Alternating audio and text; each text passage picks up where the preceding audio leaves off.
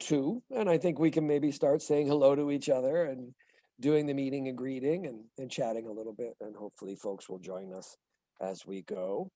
Um, so welcome, everybody. My name is Jeffrey Sheehan, and I'm a co-founder and artistic associate with Capitol Classics Theater Company. And we are the longtime producers of the Greater Hartford Shakespeare Festival. We are in our 30th year this year, celebrating that anniversary as we head into this summer. And we've been on the campus of the University of St. Joe since they built the Autorino Center for Arts and Humanities. And we moved over there. We had been in Bushnell Park for a number of years in the 90s. And then we're looking for a more appropriate place for the type of theater that we like to do rather than that big, huge cement stage that they built in Bushnell Park. And then the Autorino Center was built. And my wife, the other co-founder of the company, worked at St. Joe's at the time and was on the search committee for the director. And when they hired Dr. Bob Smith as the first director of the center, he, through their conversations and the hiring process, learned what she did and who Capitol Classics was, and invited us to come onto campus and be the resident theater company there. So we did, and we started up with some It's a Wonderful Life radio shows, and then we did some Moliere on the stage there. And then Bob was open to the idea of doing outdoor Shakespeare in that sunken garden area between the library and the Autorino Center in Lynch Hall. So there, if you've not been out to see us, come on out. We'll be back this summer, July 29th through August 15th, doing the play we're studying and talking about tonight. I hesitate to use the word studying. We're not studying, we're chatting about it. This isn't a class. Although I always learn something when I do these things. I love the contributions that people make when we have these conversations. So I'm also a theater arts professor and a program coordinator down in Bridgeport, Connecticut for Housatonic Community College, where I've been for over 20 years now, and actually started and built and developed the first 2-year theater arts degree program in the state of Connecticut, which I'm really kind of pleased and happy. It's a nice accomplishment to do. And we're still plugging along in these days of COVID and its destructive nature, but here we are. So we're doing As You Like It this summer, as you know, and from what I understand, we're going to be doing 2 of these book discussion clubs, and so we'll look at a chunk of it tonight. I'm not going to hold you to that. If you want to talk about something later, we can, but we'll always kind of bring it back to that first general half of the play. We'll bring it right up into where Orlando agrees to woo Ganymede as his Rosalind. And then when we meet next week, we'll finish the whole run of this great story. So why don't we go around the screen? And I don't know if you guys see the same things I see. I don't know if everybody's in the same place that I see. But you can put it in the grid mode, and that way you can at least see everybody's name. Not everybody has their camera on, but I do encourage folks to please, if you're comfortable with it, please turn your video on so we can say hi and see you, but of course you don't have to. And then as we are in the discussions, I would ask that you mute your audio just to prevent some feedback from happening. And you can use the icon thing down the bottom to raise a hand, or you can wave inside your camera frame and we'll do our best to catch you. So why don't we move around the grid here and say hi and see who's joining us tonight. So Katie, I see you right next to me, so why don't you jump up there? So my name is Katie Burke, and I'm the Director of Alumni Relations and Annual Giving at St. Joe's. I'm also a double alum with my undergrad in psychology in 2015 and my master's in management in 2017.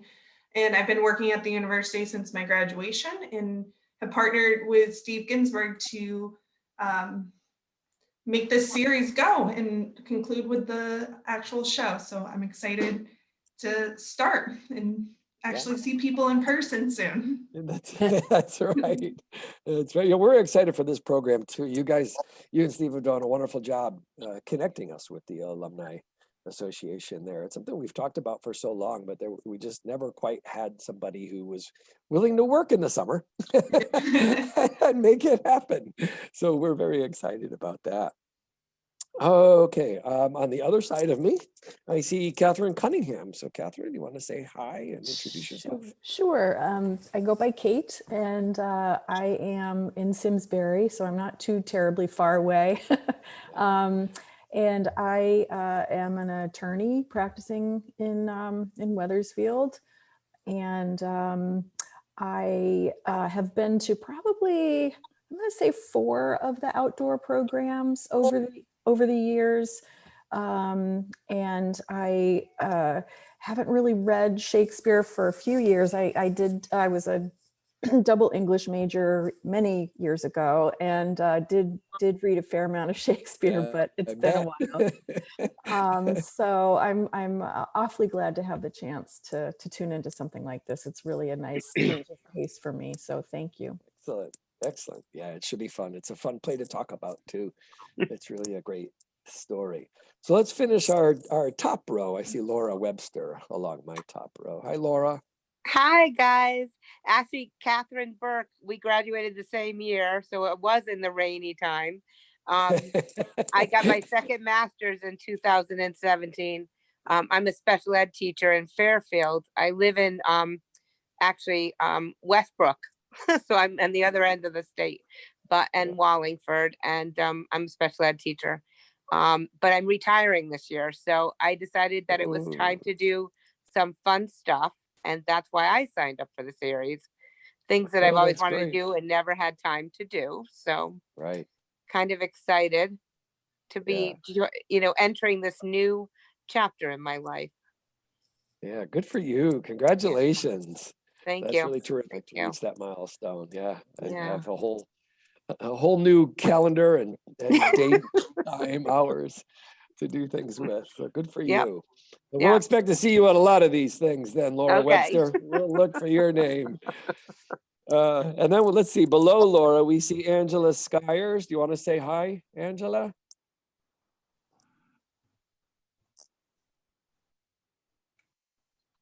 All right. I'm guessing that means no. If you don't wish to talk, you can type into the chat box, and that way, if you have questions, we'll try to grab them as we go along. Or if you have comments and you want to add to the discussion but don't want to turn on your microphone, that's it. Whatever makes you comfortable on this Zoom thing, we're all for. So there's lots of ways that you can participate and join us. Okay, so Barbara, why don't you say hello to everybody now that Steve has joined us? You've bumped up to my top row. I'm Barbara Lorraine. I live in West Hartford, Connecticut. I've been part of the Shakespeare book group for several years now. I've probably seen almost all of the Shakespeare outside shows over the years. And I'm a retired English teacher at the high school level and currently a teacher, an adjunct at Manchester Community College, along with working at the New Britain Art Museum and the Noah Webster House.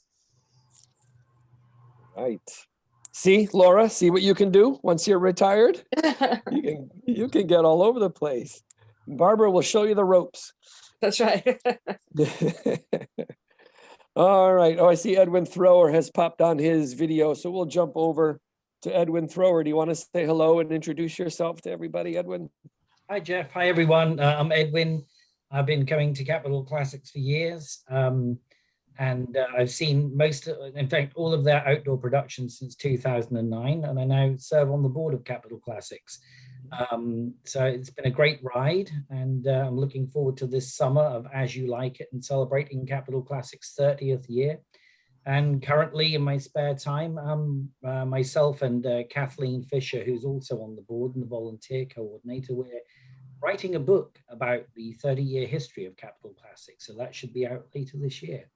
So if you guys haven't experienced Capital Classics before, you're in for a real treat this summer. So come along and join us. And I hear the mask mandate has been lifted now. So who knows? Who knows? We might be maskless. That's right. Well, that just means more eating and drinking on the lawn. I know.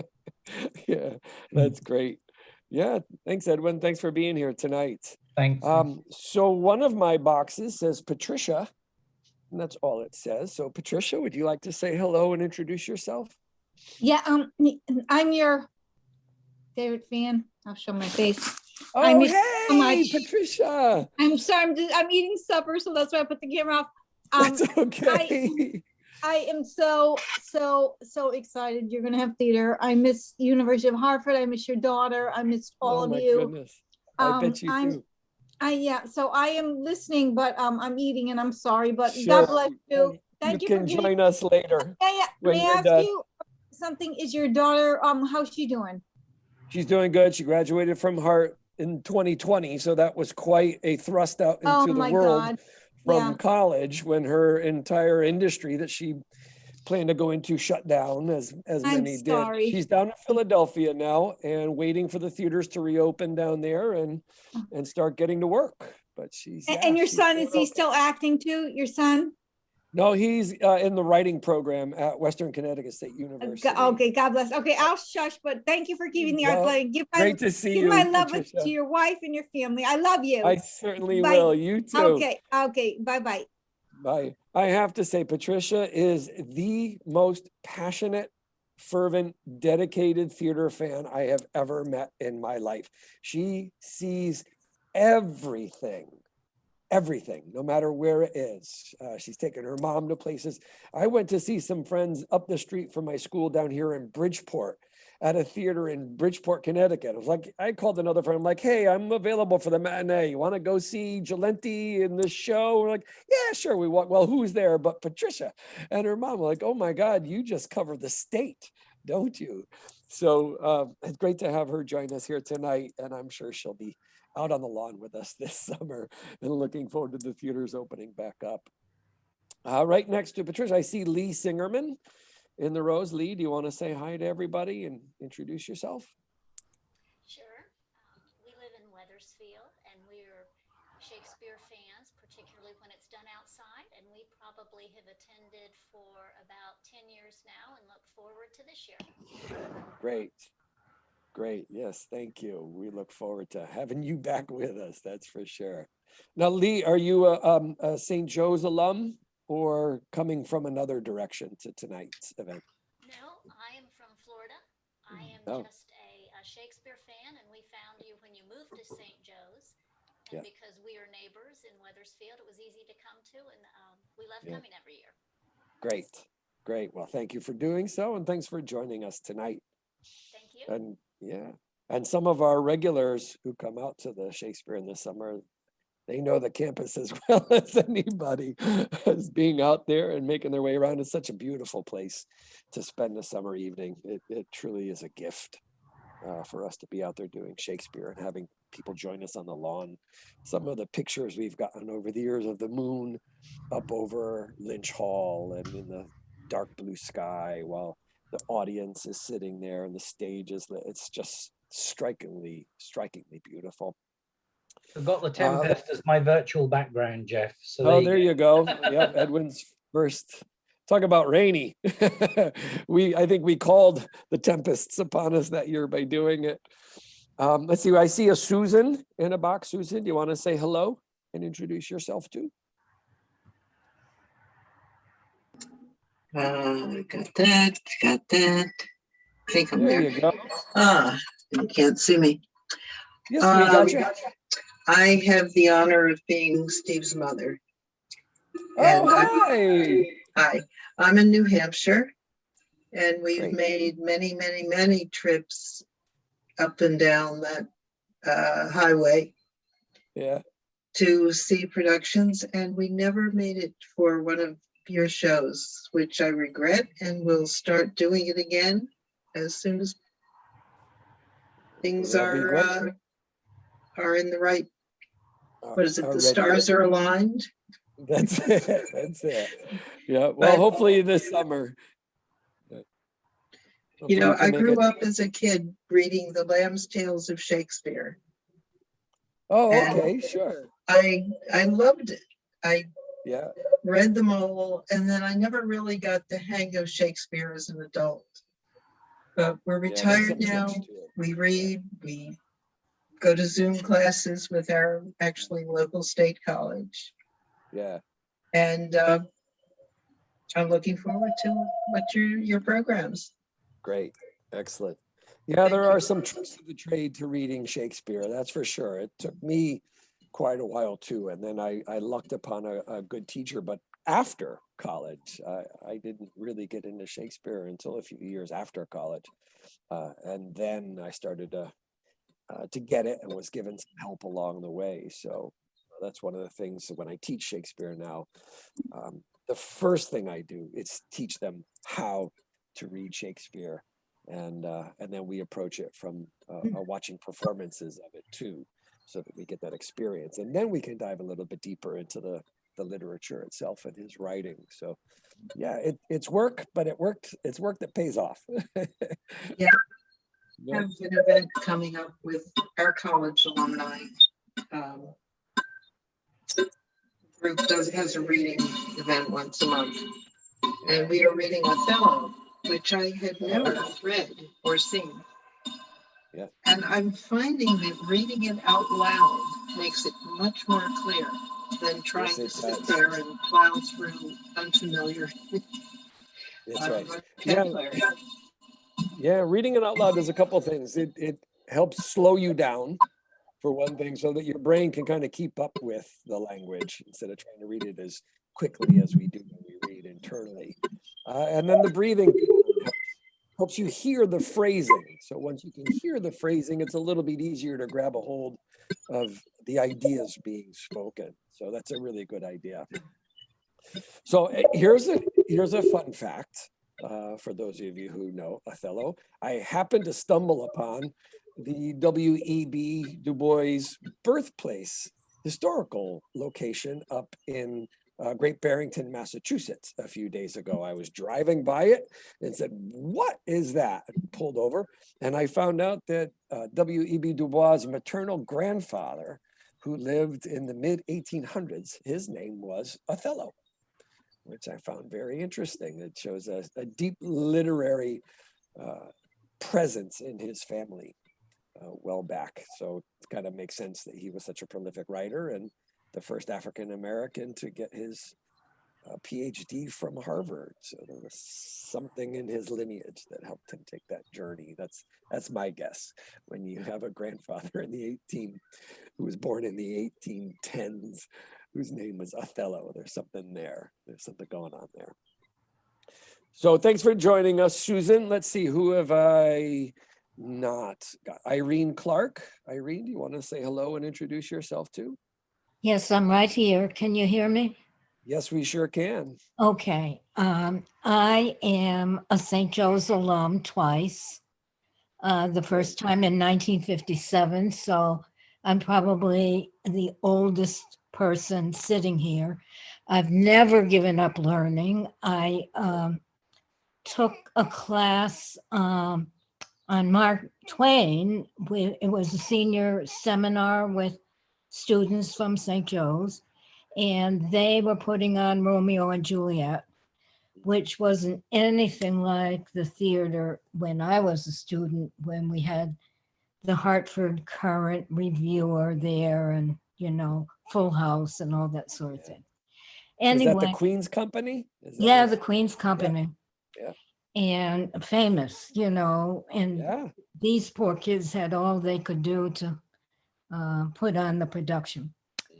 Anyway, I have taken my granddaughter, I've got 7 grandchildren, who is now 20, to theater from the time she could sit in a seat and pay attention. And she's been to the summer one. She's been to Shakespeare over to Trinity National Theater Live. And also one summer at the Mark Twain House, there was an outdoor. That's right. Yes. They did As You Like It, as a matter of fact. Yes, yes. woods. I remember the woods because they do have Yeah. woods on the lawn over there, and they Yeah. didn't have to invent woods.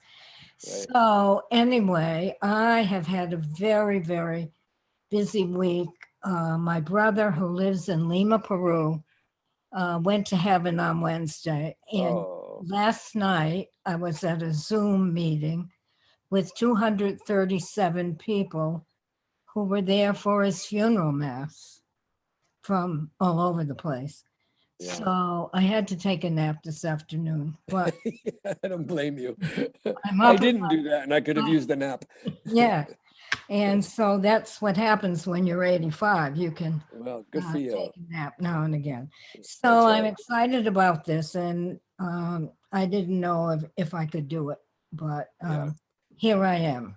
Here you are, and welcome. See, Laura Webster, now that you're retired, you could take naps too. So you have that to look forward to. All right, Maggie Pinney, would you like to say hi, Maggie? Hi there. And I'm sorry that I'm not on the camera, but I'm driving. So Okay, good. Yes, stay off the camera. exactly. So my name is Maggie Pinney, and I am a 1995 graduate of St. Joseph College. I'm also the vice president for institutional advancement. So I work with Katie Burke, and we are just so excited that Jeffrey, that you were willing to give all this extra time to make this theater experience even more full from everyone. So I'm going to go back onto mute and pay attention to the road. But thanks everybody for joining, and thank you, Jeffrey, for doing this. You bet, Maggie. All right, and we know Steve has joined us, but he's also driving, and so he'll be listening in. And I think that was everybody. Unless Angela, are you available at this point? Do you want to say hi now? I'm not sure. Hi. Yay! Good. Hi. I'm sorry. So I'm Angela Skyers. I'm the Assistant Dean for Admissions and Student Affairs. I'm excited to be here. I'm with the School of Pharmacy, so thanks for putting this together, everyone. And I'm looking forward to just participating. Thanks, Jeff. Oh, thanks, Angela. Thanks for joining us. Well, there's no apothecaries in As You Like It, like there is in Romeo and Juliet. So the School of Pharmacy, we'll just have to wait until that comes around again. But thanks for joining us, and thanks everybody for being here tonight. So let's talk As You Like It.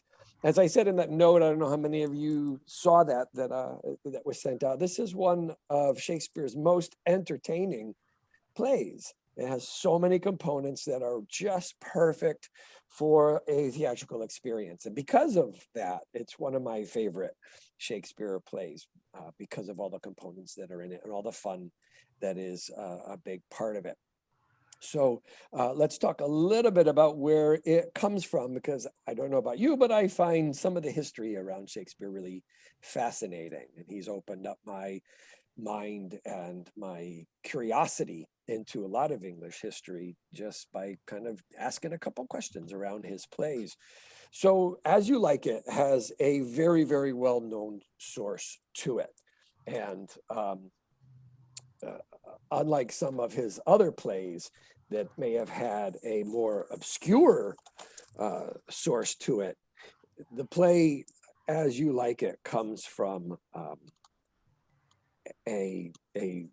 what do they call them? A narrative story that was out kind of in novel form. And it was written by a man named Thomas Lodge. It was called Rosalind. And it was so popular that in 1598, it was already in its third printing. So it would be sort of like, like they do with the Harry Potter novels when they turn them into movies. That kind of similar approach to this, a very, very popular story that Shakespeare said, hey, let's grab that baby and turn it into a play. Because the professional theater industry in London at that time was a brand new profession. And it was very, very competitive to try to get the audience to come in. The amount of time that they had to put on plays was very limited. It was usually on the weekends, had to be during the day, out at the public theaters where the large audiences could gather, because they just didn't have any electricity back then. Some of the indoor theaters that were for smaller audiences, more private audiences, and they were able to use candles to illuminate the place, but that eliminated any kind of theatricality in that regard.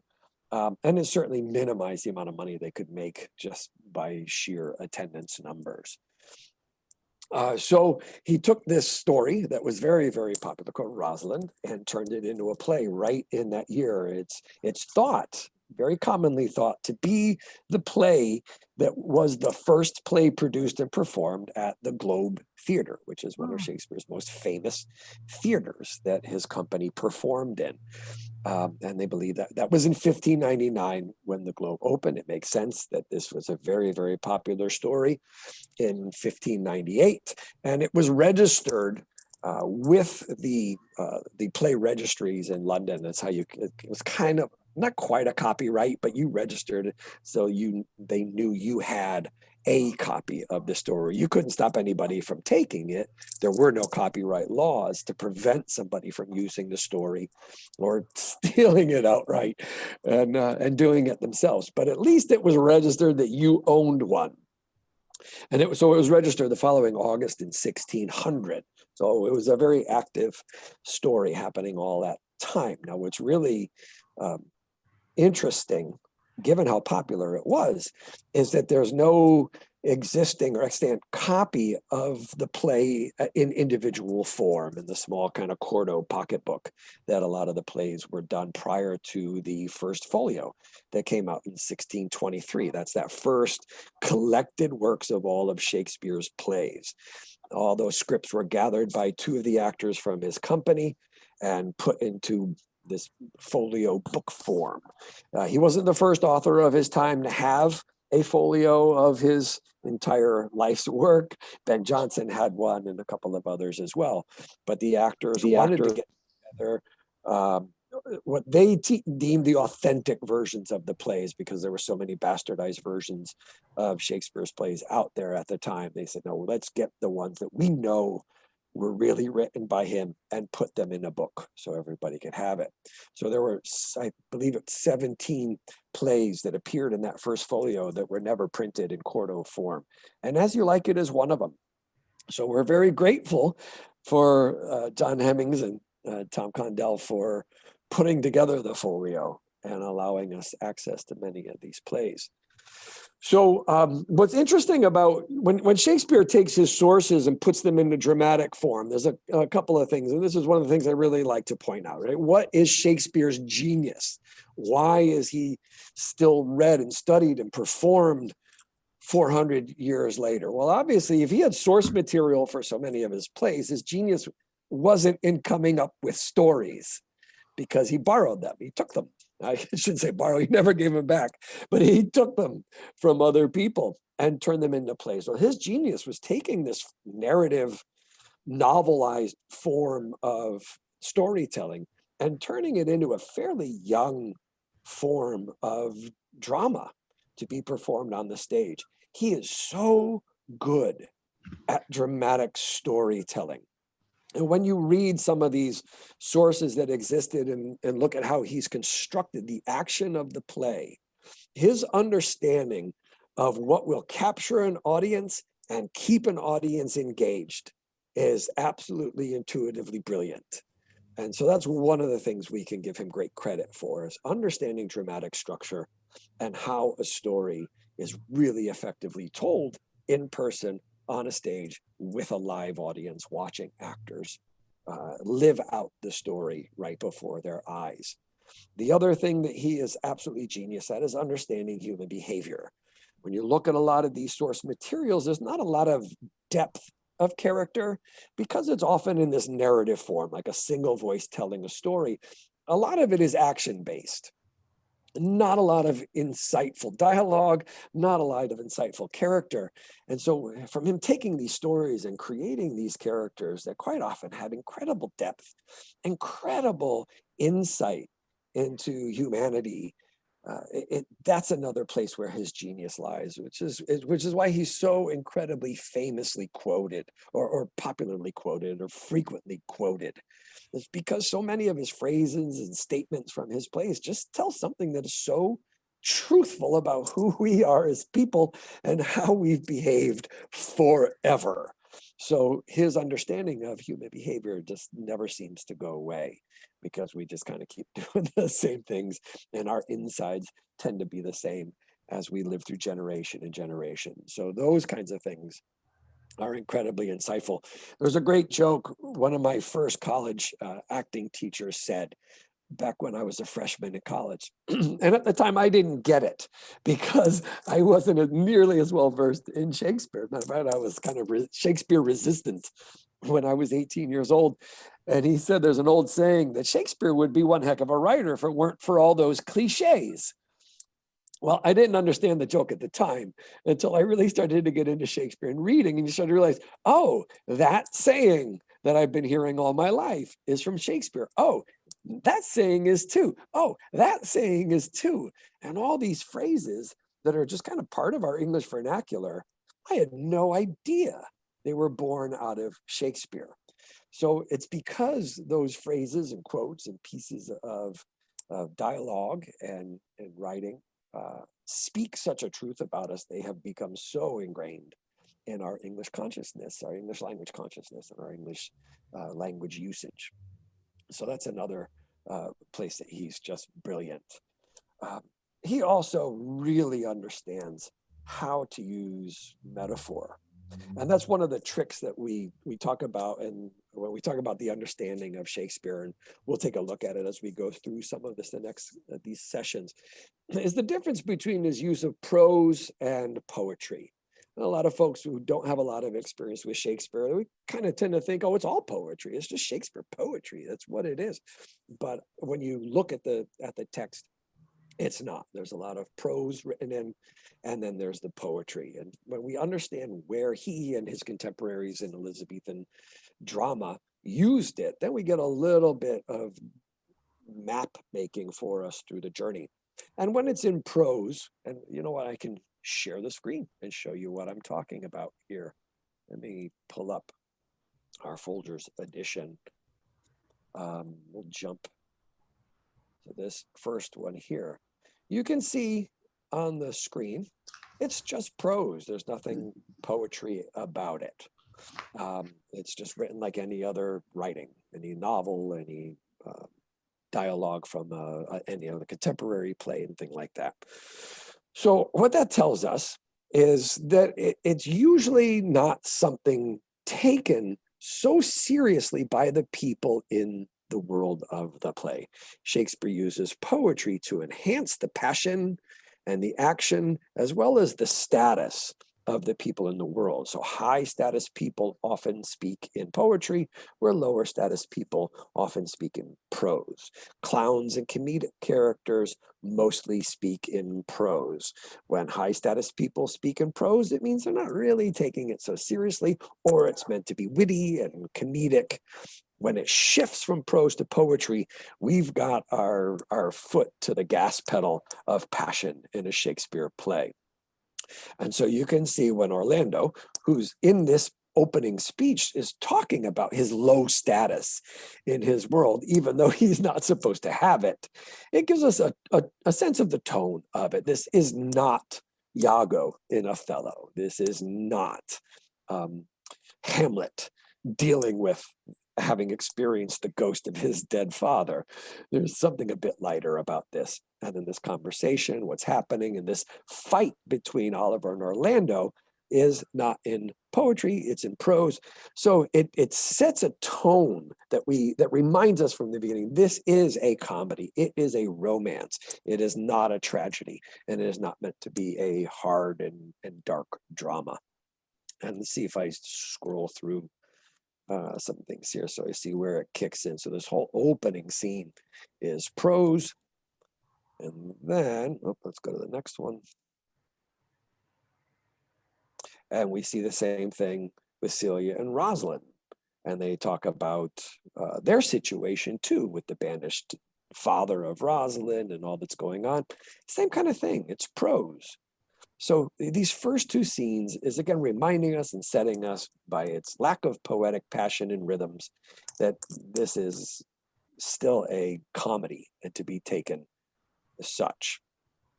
I'm sure we will tap into some poetry at some point along the way because they do get passionate as we go, but I will find, I want to come back around to that later. So again, that use of language in drama and understanding how a shift from prose to poetry sounds to the ear of the listener, not just the eye of the reader, but the ear of the listener will kind of catch that audience's attention. It's almost like when a band makes a shift in their music and shifts the rhythm or shifts a tempo in their song. It kind of catches us a little, catches our ear and makes us pay attention. Well, the language in Shakespeare does the same thing. So when we look at Rosalind, the original from Thomas Lodge, and see what Shakespeare has done with it, that's what we can expect to find. In full confession, I've not read all of Thomas Lodge's Rosalind. I've skimmed through it in the past, but I've not sat down and really studied it as much as I've done with As You Like It. But it's there, it's wide open, it's free. You can Google it and download a PDF very, very easily if you want to check it out, read it. The other thing that Shakespeare does is he understands when he takes something on a narrative poem, that sometimes they take lots of time. They could take months to happen.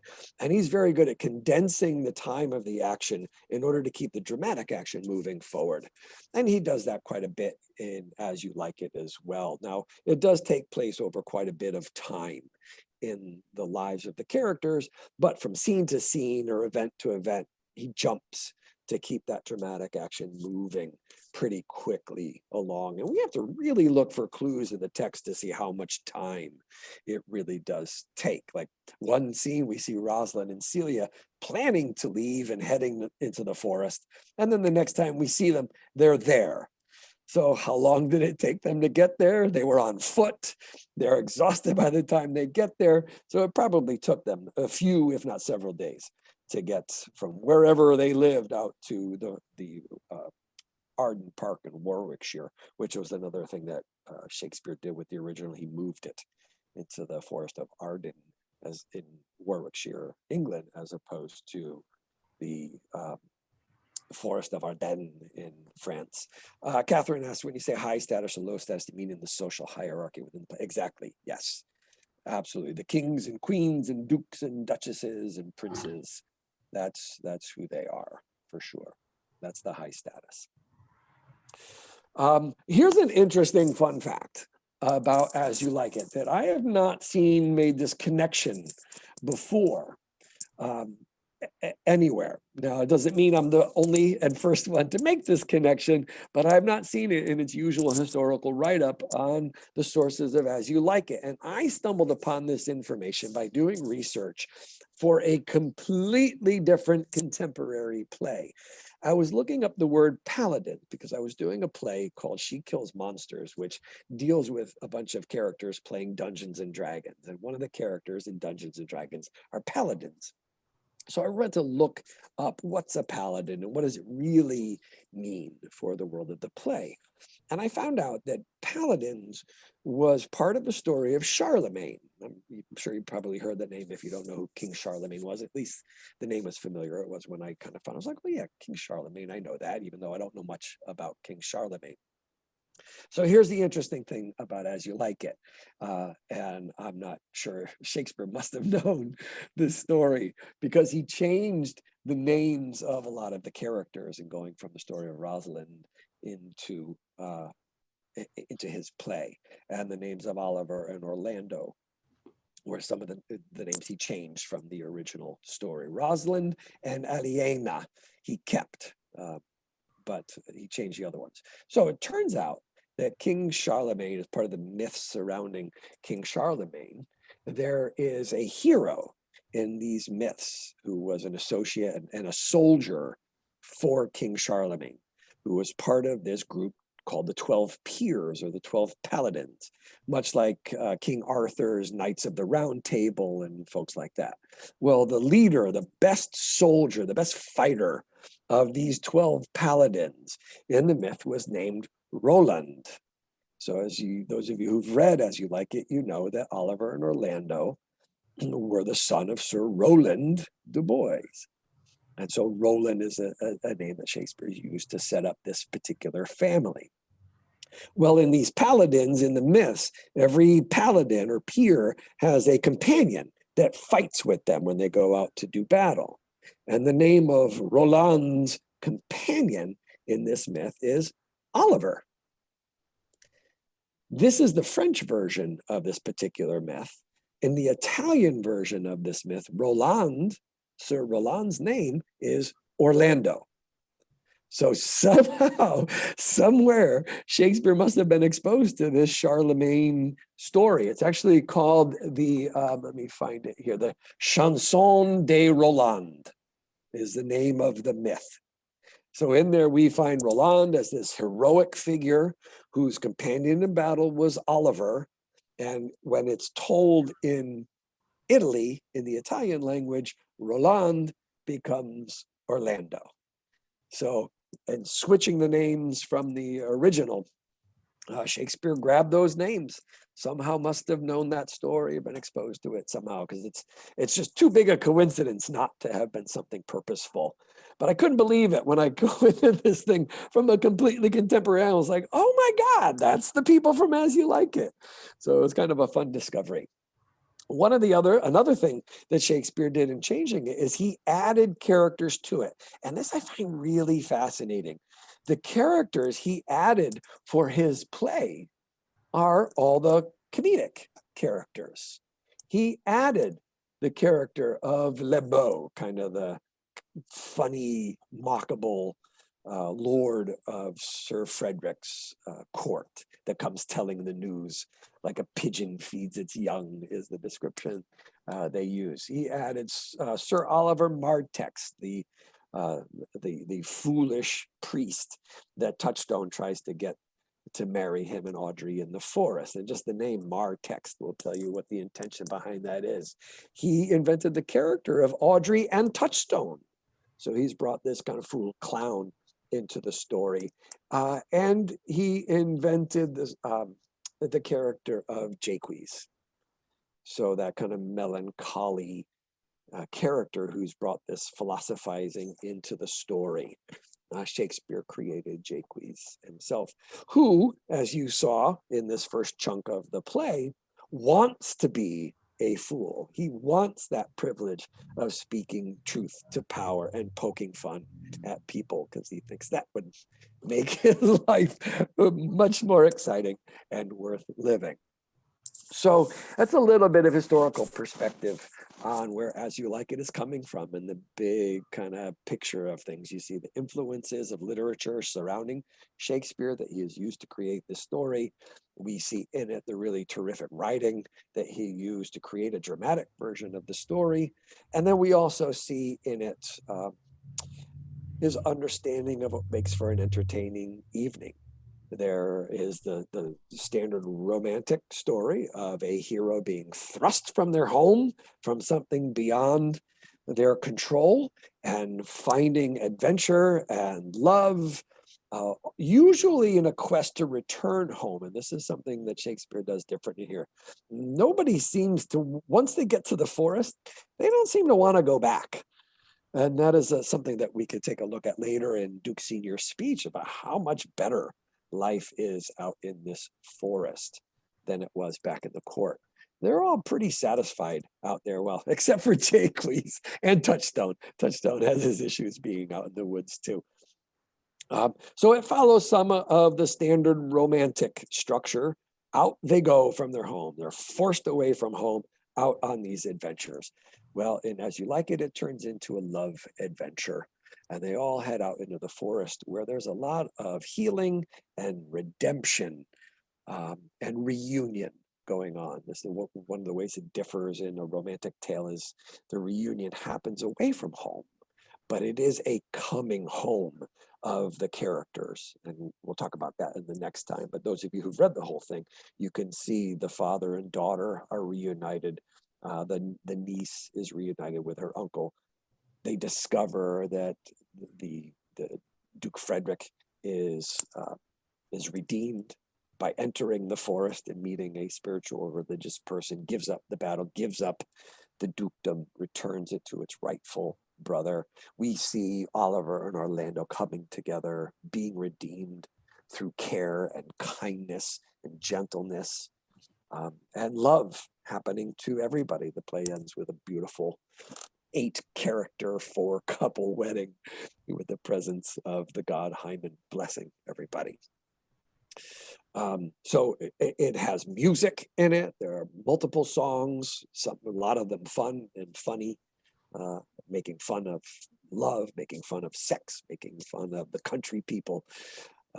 There's likely dancing at the end and music playing at the end of the wedding. There's fights in it. There's the parallel stories of the two brothers hating each other and trying to destroy each other's power. One has power of age and position and the dukedom, and the other has power in his natural charisma and his natural gifts of heroic and kind of aura, and his attractiveness to other people just by being such a good person, which again is paralleled in Rosalind, which is one of the reasons Duke Frederick kicks her out after all this time, is because the public likes her better than Celia, at least in Frederick's mind. So off we go. Now I have the ability to share the screen. As you saw, we can look at scenes from the play as we go through, so we can all see some of the language that's in there. We can look at what is said and who's saying it and things that happen. So I think we've got a good kickoff to it, and I'd love to hear if anybody has a question or has a comment about it, or something that struck them in this first half of the play when all this kind of stuff is happening. There's a lot of stuff that's drama. Oh, I know where there's a piece of poetry is when it kicks in, when Frederick comes to kick out Rosalind and banish her. That kicks into poetry. That we then take seriously. But the lightheartedness, the playfulness of it, and all the disruption that's going on in this world until things kind of settle down into the forest later on. So again, you can wave at me or use the little reactions tag down the bottom. If you click on that, there's a raise hand button. And if you click on that, I'll see it in your little box and we can get the conversation started.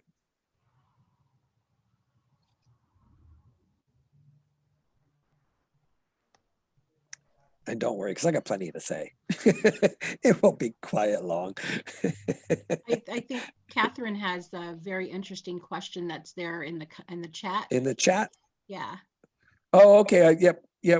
She's asked, when you say high status or low status, do you mean in the social hierarchy within the play, or the value of the character, the story, or both? Well, the value of the character, the story, because it's Shakespeare, usually those main characters have high status in their world.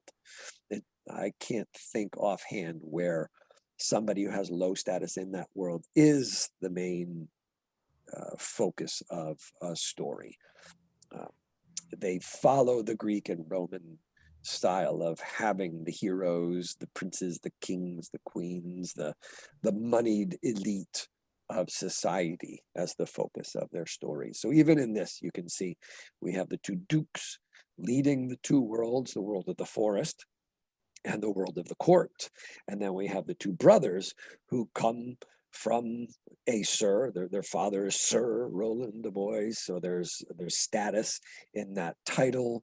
They have money, they have land, so they are not the servants. And then you see later on, when we head into the forest, you see the country people at work there. That's when you have the shepherds and multiple shepherds, and you have the country copulatives, as Touchstone calls them, the people who work the land and who live on the fringes of the forest. Yeah, Catherine, go ahead. Yeah, I guess maybe I didn't phrase it well in writing. I guess my question was, is it only high status characters, meaning kings and dukes, who speak in poetry, or does Shakespeare sometimes put poetry into the mouth of a character who has low status within the world of the play, but high status in terms of getting his theme or, you know, an His point idea across. across. Yes, Yeah. yeah. Is it as simple Yeah. as, well, Duke's speaking poetry and everybody else sounds like sort of a slob, or, Yeah. you know, I guess that's what I was sort of trying to. No, that's a great question. It's a great question. And I can't come up. And for the most part, it is that the high social status people are the ones who, when it is time to speak in poetry, they're the ones who do. And that the lower status people are usually the working people. In some of Shakespeare's histories and some of his dramas, he often has a scene that's the citizen 1, citizen 2, citizen 3. And even though they're commenting very intelligently about the situation that they find themselves in, it's usually in prose. Now, I hate to say never, because I don't know every play so well to know it in that kind of detail, to say, no, it never happens. But for the most part, from all the experience I do have, the poetry comes out of the mouths of the focal point characters, the lead characters of the play, and those are the high status people. Quite often the lower status working class people are the comedic people in the play. They are meant to be the comic relief of the dramatic story the upper class people are dealing with. Now, and As You Like It is interesting. I'm gonna bring this piece up because you have this beautiful scene. I think it's Act 3, Scene 2, in which is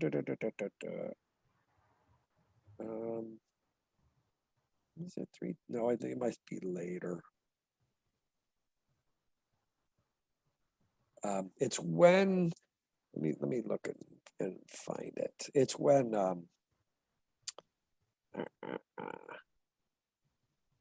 it's before that. Before that, it's when Touchstone and Corin. I'll find it in a second. It's when Touchstone and Corin are debating the difference between the court and the country. And you have Touchstone, who makes it very clear he is from the court and knows his way around. Maybe it's 3, 2. But you have Corin, who is somebody, and here it is. Yep, 3, 2. Who is a shepherd, who usually doesn't have much status in the world of the play, but now that they are on the borders of the forest, in and around and near the forest, Shakespeare gives Corin a wit and a wisdom and a substance to him in his world that matches anybody in terms of their perspective on their lives. It's really interesting, and it's a playful scene. It's written in prose. It gives Touchstone a chance to prove his wit, entertain the crowd with his quick wit. But Corin is a really beautiful counterpoint to it. And it just starts with Corin asking Touchstone, and how like you this shepherd's life, Master Touchstone? And Touchstone goes on and says, well, if it's this, it's okay, but because it's not in the court, it's terrible. But because it's here, it's okay. Because it doesn't have this, it's lousy. And then in his attempt to play, you can see that Touchstone asks Corin, hast any philosophy in thee, shepherd? Quite likely thinking, not a chance. But here is one where Corin comes and says, well, no more, but that I know the more one sickens, the worse at ease he is. And that he that wants money, means, and content is without 3 good friends. That the property of rain is to wet, and fire to burn. That good pasture makes fat sheep, and that a great cause of the night is lack of the sun. That he that hath learned no wit by nature nor art may complain of good breeding, or comes of a very dull kindred. And it's that last line there that tells us Corin is not a fool. We encounter William later on, and Audrey, and Sylvius and Phoebe, who are meant to be kind of clown figures, very comedic figures from this world of the country. But Corin is not one of them. And you could say, oh, well, he's how those first few lines, is he just dumb? And this is his idea of philosophy. But that last line wraps it up in a way that says, no, no, no, no. This guy knows exactly what he's saying. Life to him must be kept simple in order for him to survive, in order for him to thrive and prosper. He has to think like this. These are the things that matter in his life. And you can see the touchstone says, oh, such a one is a natural philosopher. Was never at court, Shepherd, because touchstone can't believe that somebody who's not been at court can think so clearly and so concisely about his own life. And Corin says, no, truly. And then touchstone launches into his game with him, with, well, then thou art damned. Nay, I hope truly thou art damned, like an ill-roasted egg, all on one side. And then he goes into it for not being at court, your reason.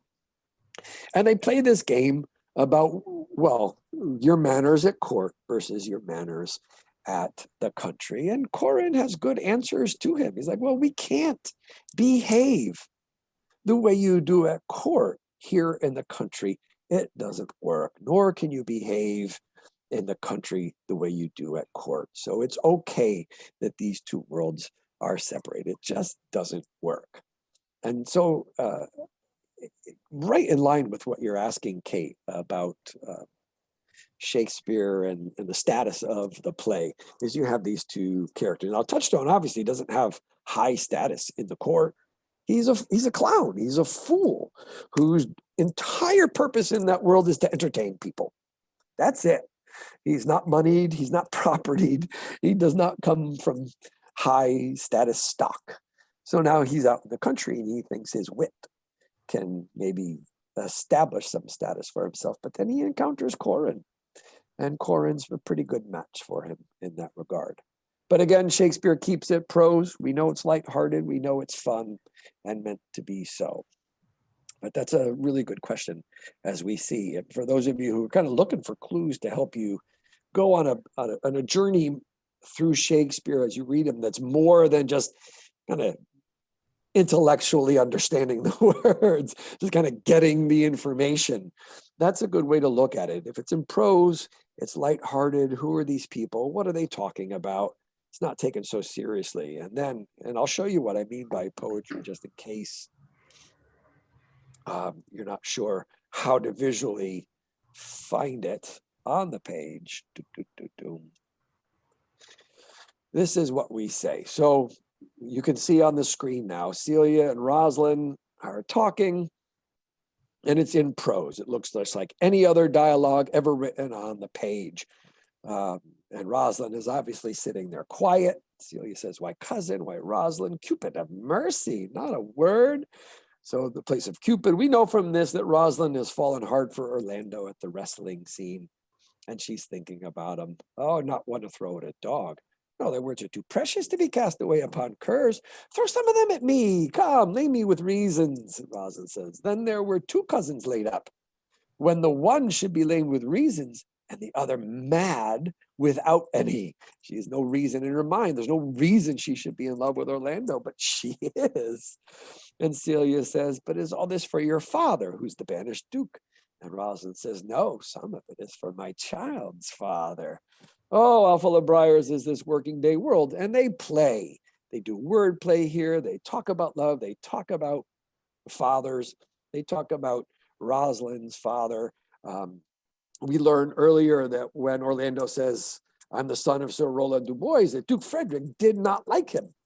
He honored him. He respected his courage and his achievements, but they were not on the same page. I wouldn't call them outright enemies, but they weren't in the same place in terms of how to live their lives. But we learn here that Duke Senior, Rosalind's father, loved Sir Roland. Then all of a sudden we see, look, here comes the Duke with his eyes full of anger, and boom, here we have the shift in poetry. And the way you recognize it on the page is that every line begins with a capital letter, whether it's the start of a sentence or not. So you can see it's a comma here and a capital A and there. And no punctuation here, and a capital S. So when you look on the page and you see this, you follow the little pointer arrow, where every line on the page begins with a capital letter, you know it's shifted into poetry. It's known as iambic pentameter. That's the rhythm of the da-dum, da-dum, da-dum, da-dum, da-dum, da-dum, da-dum, which is the heartbeat. It's actually the rhythm of the human heart. And so it follows that. The iambic pentameter does something for us as readers. And this is what I think when Susan was saying she reads it out loud, you hear the rhythm that is inherent in the poetry. And what that does is Shakespeare uses the pentameter rhythm, the ba-boom, ba-boom, ba-boom, ba-boom, to put the beat on words he wants emphasized. And so naturally those words pop to the top of our listening. And it helps us understand what's going on because the key words are emphasized for us in the rhythm. So as soon as Duke Frederick enters, we see, look, here comes the Duke. We hear with his eyes full of anger, and we hear a whole different rhythm to the speech. We know this is serious. This isn't funny. This isn't lighthearted. Duke Frederick means business. And so the whole tone changes, the whole sound of the conversation changes as a driving rhythm of the impassioned human heart behind it. As you're reading this out loud too, one of the things to work on, and we do this all the time in our natural speech, which is kind of funny, we lose track of this when we see it in Shakespeare, is to take a breath at the end of each of the poetic lines. Even though there's not a end punctuation there. So often, listen to yourself talk to people. See, I just did it. I'm not at the end of a sentence, but I take a breath and I go. And what that helps us do is, one thing as actors, it drives the speech. But the other thing as audience, it gives us a chance to take in what was just said. And it frames the phrasing for us in a really cool way. And for those of you who weren't so familiar with why this happens in Shakespeare, the layout of it, where you see this line right here go halfway across the page, and then Rosalind's line start halfway across the page, all that is the completion of that iambic pentameter line.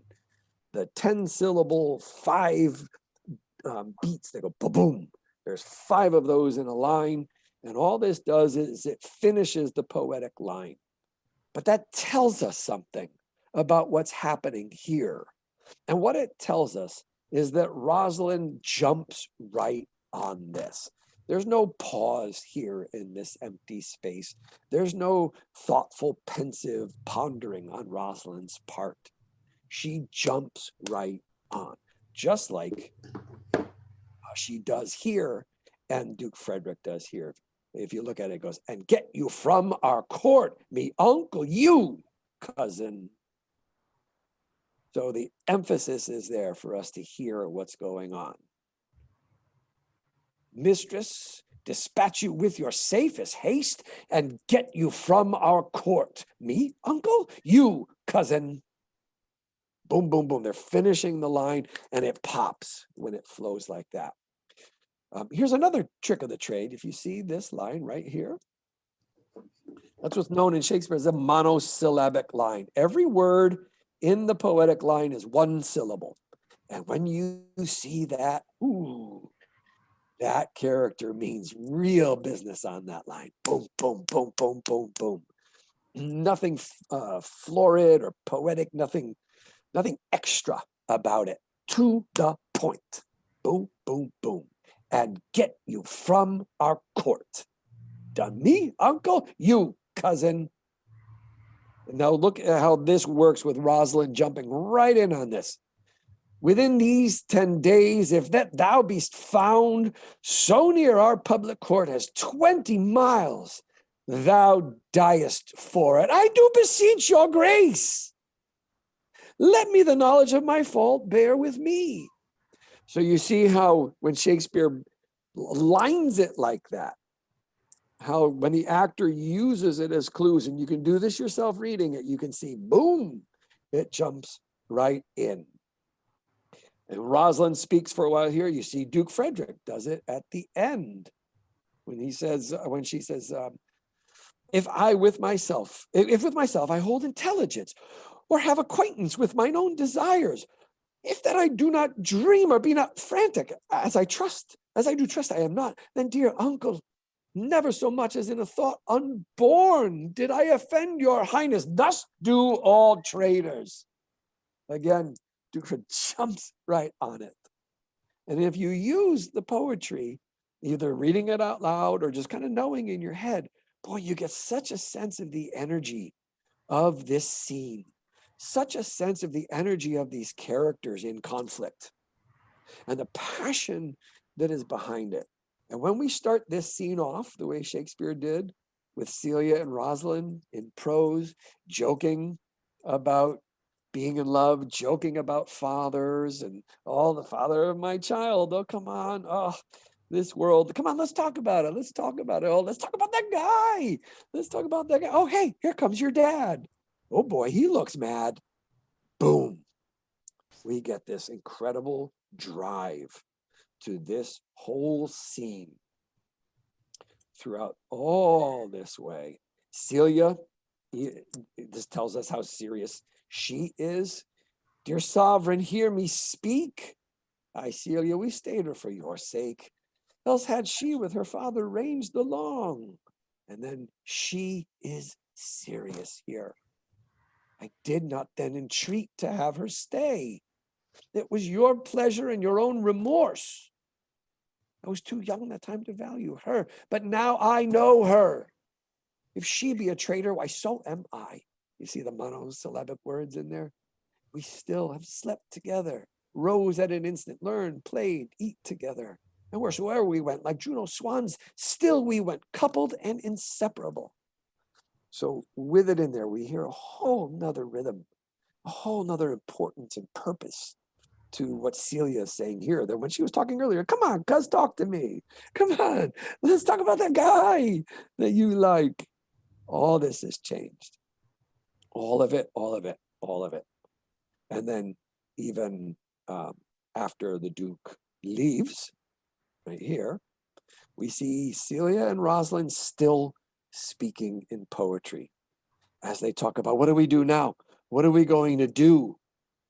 I'm going to go with you. We'll go, we'll leave, we'll get out of here. We'll go find your father. We'll go find my uncle in the Forest of Arden. How are we going to do that? Well, we got to dress up. We got to do this. We got to protect ourselves because it's dangerous out there. All right, well, then what if we take Touchstone with us? That clownish fool here. Let's go. Let's bring him. It'll be comfort to us. So right to the end of the scene, Shakespeare keeps it in poetry. So that urgency, that import, and the passion of their characters stays right up through the decision to go. Now, it doesn't mean it's always angry passion, because we can see by the end of this, they're pretty excited. They've taken on new names. They've taken on roles. They've decided what their costumes are going to be, the props that they're going to have, and who's going to be part of this play that they're going to be putting on to protect themselves in the world. So there will be a shift of what that passion is. But the poetry tells us it stays up there at a very high pitch of what's going on. So I'm going to stop sharing because when I share my screen, I can't see you all. So now I'm going to come back and see you to see if you guys have any thoughts or comments or questions about that. Does that open up any insight for you as you read or experience? Or did I just spend 10 minutes telling you stuff you already knew? Go ahead, Barbara.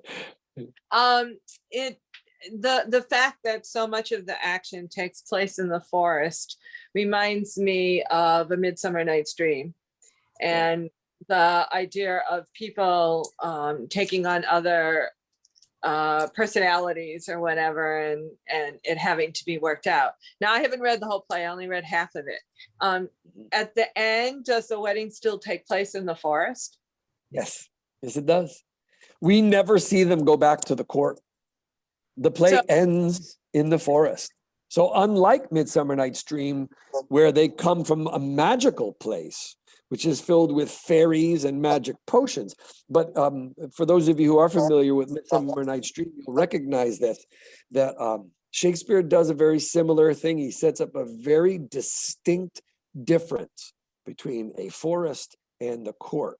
In Midsummer Night's Dream, the court is a place where you could die for disobeying your father. Remember, that is one of the threats that Theseus makes to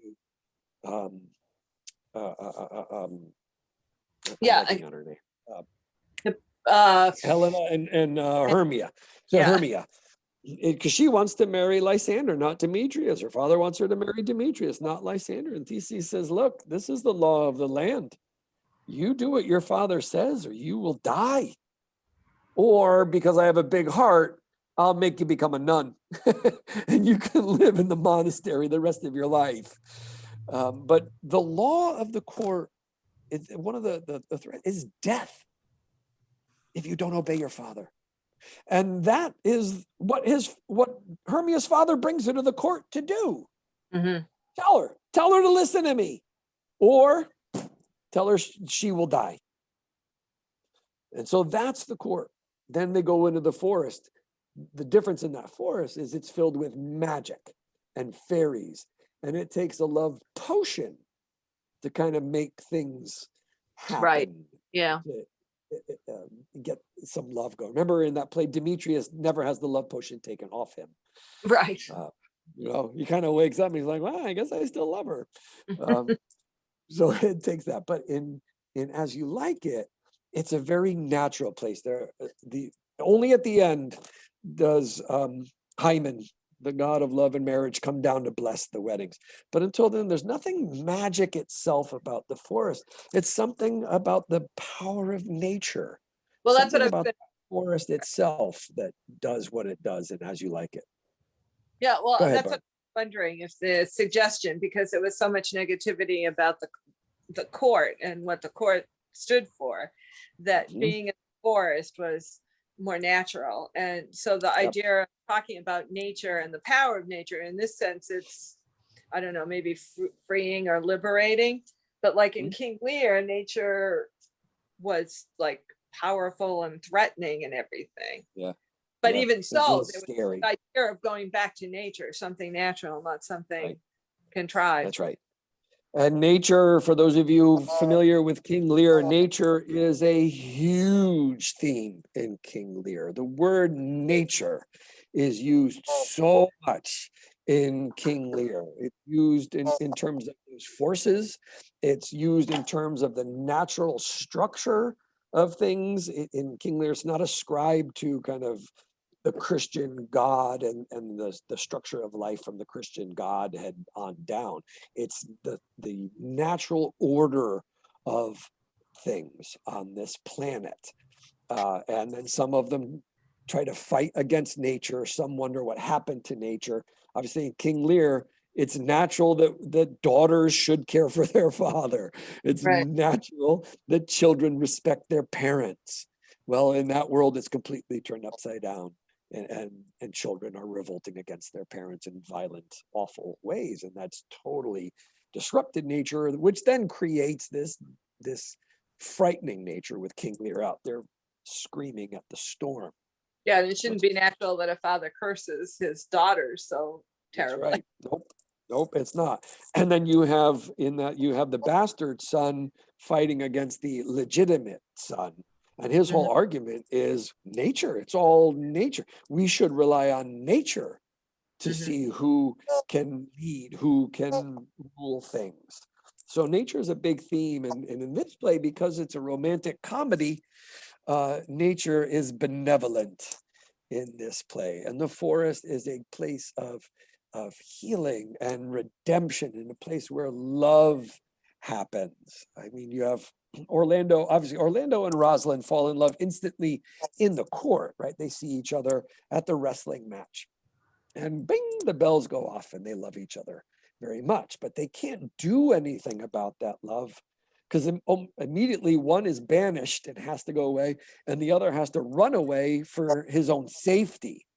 Well, it's getting to the forest that allows them the chance to manifest that love, to follow through and pursue that love, and make it something that really happens.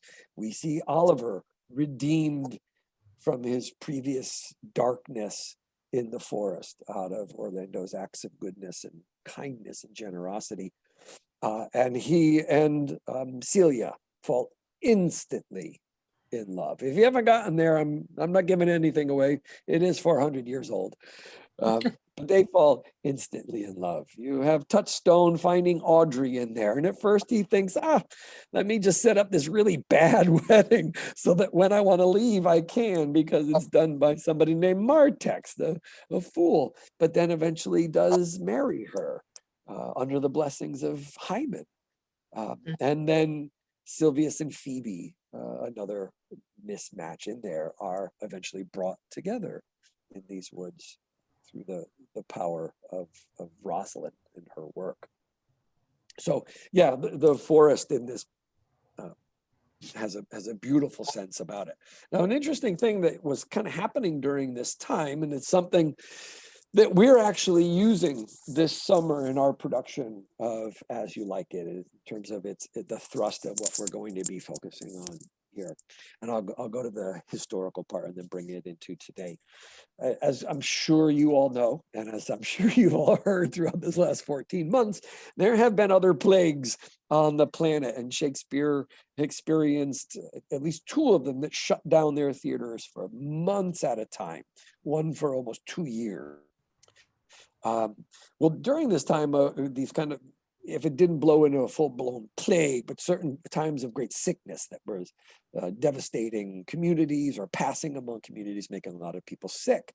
One of the things that they tried to do to diminish it was to, much like we've done with this one, stop the dense gathering of people, which is one of the reasons the theaters were closed. But London itself was, for its time, pretty packed. It was a pretty populated city that obviously was not a very clean city. There's no indoor plumbing. There was no waste treatment plants. There was no garbage collection. So it was a pretty filthy place to live. And so a lot of this sickness could happen. Well, Queen Elizabeth put out these proclamations to encourage people to leave the city and to go out into the countryside. Not too far away from the city. It didn't take too long to get out into the country and into the forest from London at that time. But she was encouraging people to spend as much time as possible out of the city into the forest for healing, for the safety of their health, to avoid these illnesses that were afflicting the people in the city itself. And that was right around this same time. So you can kind of see where Shakespeare has taken that story and turned it into something that's really a sweet romantic comedy in which the forest itself holds this power of healing and redemption and the bringing together of loved ones, both familial and parental and child, as well as lovers in marriage. So there's something about that. Well, we were supposed to do As You Like It last year, and then along comes our own plague and pandemic. And so it's shifted my thoughts about it this year, and knowing some of that. And that what we're doing this summer, and I hope you all come out to join us in doing it, is we're using that idea of nature as a healing and redemptive power for us today, as well as in the Forest of Arden. So the idea of coming outside, sitting on the lawn, experiencing play acting, experiencing storytelling out in nature is going to be redemptive for us individually as a community, and healing for ourselves and for us as a community of citizens and people and neighbors and theater goers and theater artists. And that sense of celebrating theater itself as a means to pull people together and tell stories about our lives, tell stories about us as human beings, tell this story of redemption and healing, and share it together when we have not been together in so very long. We're going to be using theater itself as a means to celebrate who we are as people and what we've just been through, and inviting people to kind of come out and heal collectively as a group of people. Because you see in As You Like It, obviously, with Celia becoming Aliena and Rosalind becoming Ganymede, they're play acting. You know, they decide where we're going to go, how we're going to, well, they just, like I said before, they decide their costume, they decide their character names, they decide what props they're going to have, and they bring a little comic relief along with them in Touchstone for their story. And then they keep it up. Once they're in there, well, they don't drop it till the very, very end. And they keep this play acting going. And Rosalind, as Ganymede, gets Orlando to join the play. Acting. Let's play that we are lovers, and you will play that I'm your Rosalind, and I'll teach you how to be a lover for real, or I bet I'll cure you. And he says, I bet you won't. So yeah, I'll play along, and we'll see who wins. Who wins this? And so within that play, they're playing, and they're finding health and redemption and love within that forest of nature. And so are we as Capital Classics. We're going to be playing and play acting a story for you and coming together out in nature. We're going to be celebrating our own healing and redemption as a community. So it's going to be very energetic, very celebratory. And we're also celebrating the elements of theater itself, that idea of storytelling and how theater works. So you'll see a lot of those conventions played out right before you. You'll see character changes and costume changes and music transitions and things like that. We're going to try to make the theatrical practices, the theatricality of storytelling part of the experience this summer as well. So I can't wait. So anything else about this kind of first chunk? Anything about the court versus the country, the forest versus the court, the two dukes, or the two brothers, anything about their parallel relationships that strikes you or has a question about it? Oh, it looks like Laura's leaving. Kate Cunningham, you have a question. Bye, Laura. We'll see you next week. Yeah, I don't know if it's a question. I didn't quite make it to the third, or I didn't quite make it, I think, to Act 3. But one thing that I guess I wondered if maybe we'll see more of this in it was just this idea, you know, in the beginning when Orlando has the wrestling match, and you know, there's this it's kind of a setup. You think he's going to lose, and then he doesn't, and then there's also the scene where Celia and Rosalind are talking, and Rosalind kind of talks about being overpowered by her feelings, and Orlando then talks about losing his ability to speak because of his feelings for her. And it was just interesting because I kind of felt like there was this idea of strength and being overpowered, and you know, maybe this not competition, but this juxtaposition of like love as a power to overcome, as well as, you know, physical power overcoming people as well. And I don't know if that fits in with this idea of the court, the formal court, and the more natural forest, but it just seemed to me that maybe, you know, this idea of what overpowers us and what overpowers us in a way that actually changes us. I don't know if that's, you know. No, that's beautiful, actually, Kate. That's really insightful, because if you take a look at it, the places where they are overpowered by this love and can't do anything about it is the court itself. Once they get into the forest, how does Orlando find his voice? Well, he finds it in poetry. He writes poetry. No, it's not great poetry, but he's finding his love voice. He can't say it to Rosalind because as far as he knows, she's still back at court. He has no idea what happened to her, that she's been banished. She's got no idea. So he thinks she's gone forever, but he finds his love voice through poetry while in the forest. And I never quite connected it to his lack of ability to vocalize his love until you just pointed it out. And I think that's really, really lovely. And then Rosalind, who obviously can talk like anybody. She's never at a loss for words. She can't quite reach him, but we do see at the beginning of that scene that we looked at before, Celia comes out and says, "What, cousin, not a word?" No, not enough to be thrown at a dog. Well, don't throw them away at Kerr. Your words are too important. Come on, throw some at me. So we see her even not really quite being able to speak of this power that's in her. And then it is later on that she finds some power in her costume in the woods, where she could at least execute some of the love. And I won't kind of give away what happens. I'll let you guys read it and we can talk about it next week. The journey that she and Orlando go through and how she helps take him on this journey by play acting something, which I think is really profound for a playwright to write. That within his play, he says, look how powerful play acting can be. Look at how much it can reveal who we are. Look at the freedom it can give us to express what's truly inside of us, things that we cannot express somewhere else. Poetry and play acting gives us voice for those things that we don't always have the power to say in society and in our other circumstances. So Kate, no, I think that was beautiful. Thank you for that. That really gave me some insight that I never made the connection before. That was cool. Yeah, because we do see love as such a power in this play. It's there. It is so powerful.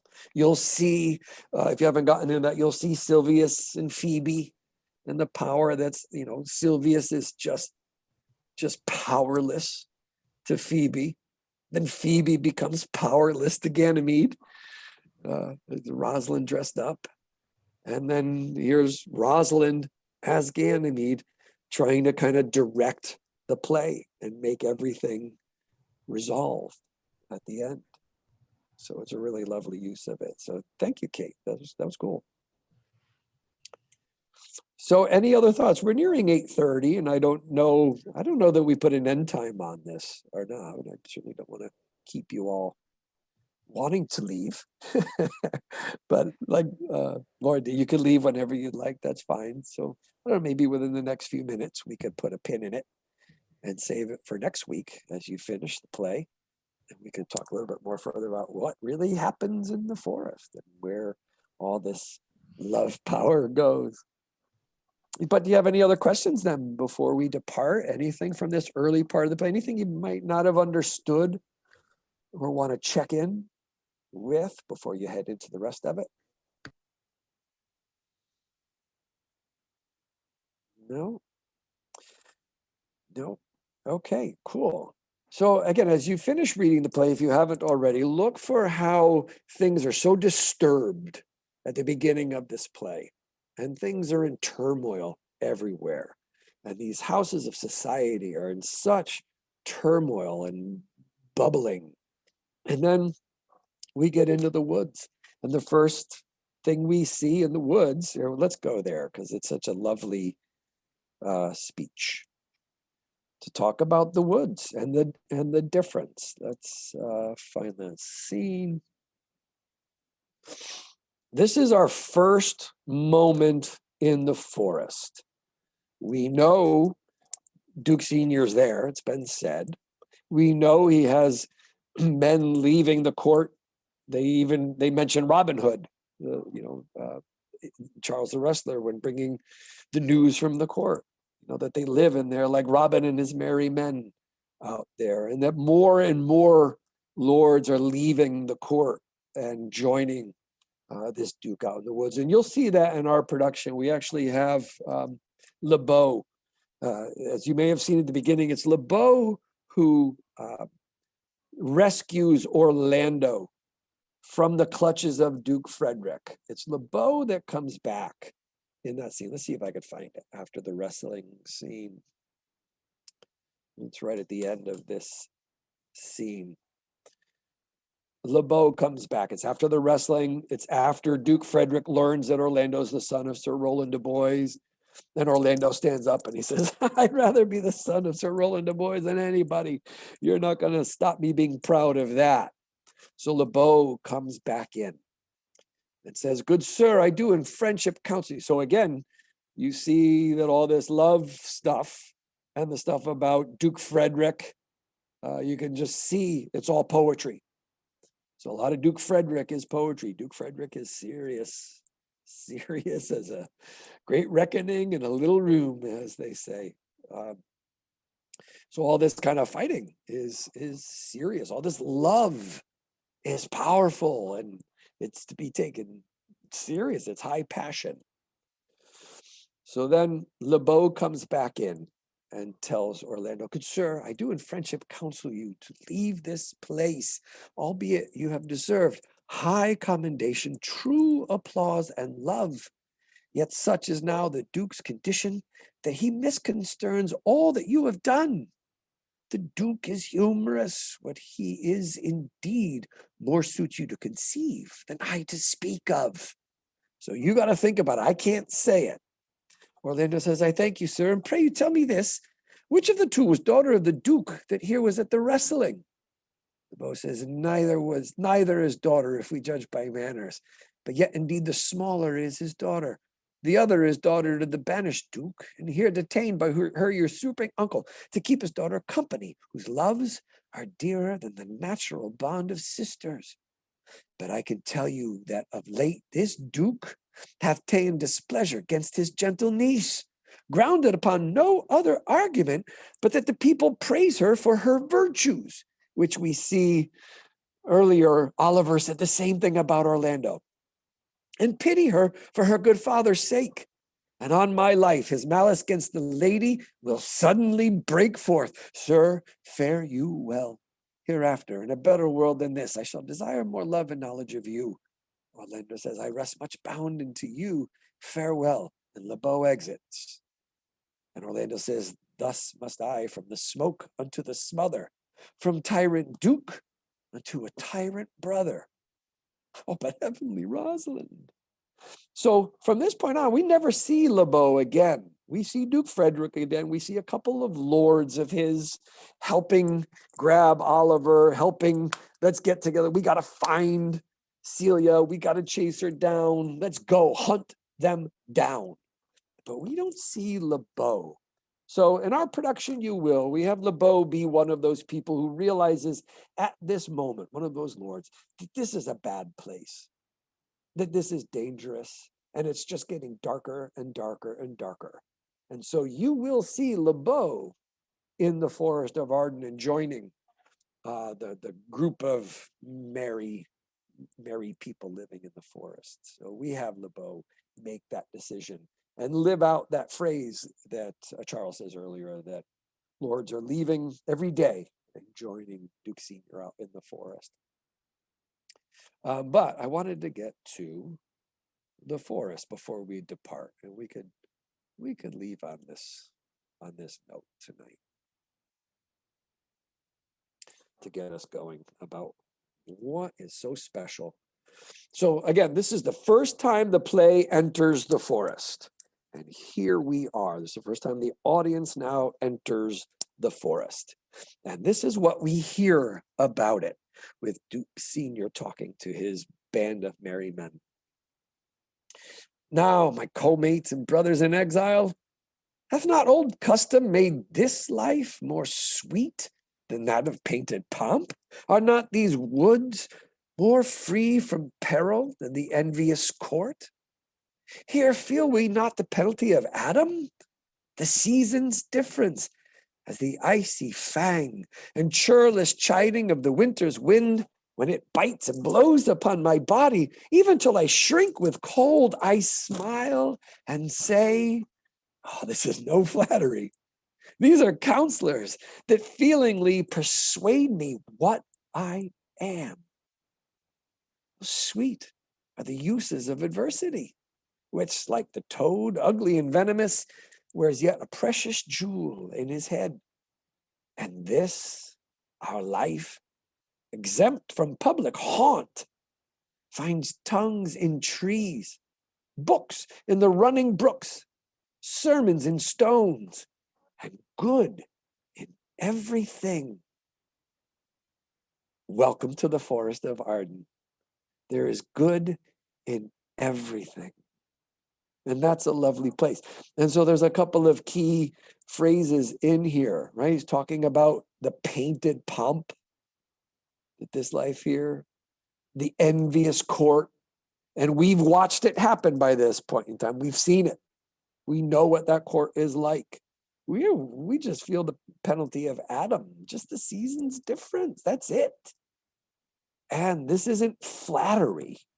No, these are counselors that feelingly persuade me what I am, what I really am, not what they're saying I am, not through flattery, not trying to get something from me by speaking in flattering tone. No, no, no, no, no. This is real. And there's nothing out here but who I really am. And there's a gift in this, like the toad. The old belief that the toad held a jewel in his head, which we know isn't true, but there was that mythical belief that toads had jewels in their heads. And that's what he compares it to. There's an ugly and venomous toad, but if you catch it and you have it, you find that jewel in that adversity. And from there, this life, exempt from public haunt, which is an interesting word to use there, it finds tongues in trees, not in flatterers, books in the sounds of running brooks, sermons in stones, so sermon lessons of spirituality and the power of life in stones, and good in everything. Right after we saw how horrific and ego-driven, violent and dark the court is under Duke Frederick. And Amiens says, I would not change it. Happy is your grace that can translate the stubbornness of fortune into so quiet, so sweet a style. And there we have it.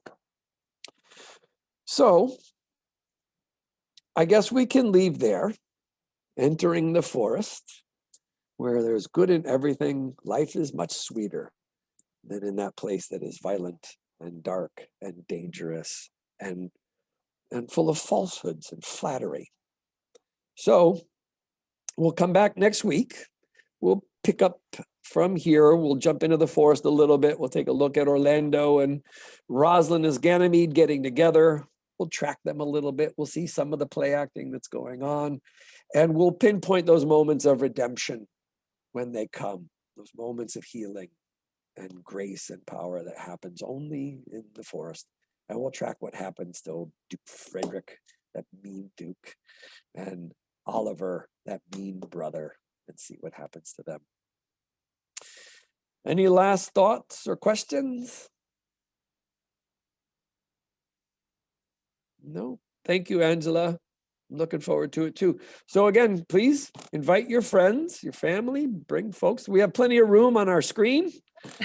So come on back, come on by, and I'll see you in a week. Enjoy the beautiful weather. I hear this weekend's going to be just gorgeous. So Thank you get so outside much, Jeff. and heal. Thank you, Kate. Bye, Barbs. Bye, Kate. Thanks for your contributions. Thanks, Jeff. Thank you. Thanks, Edwin.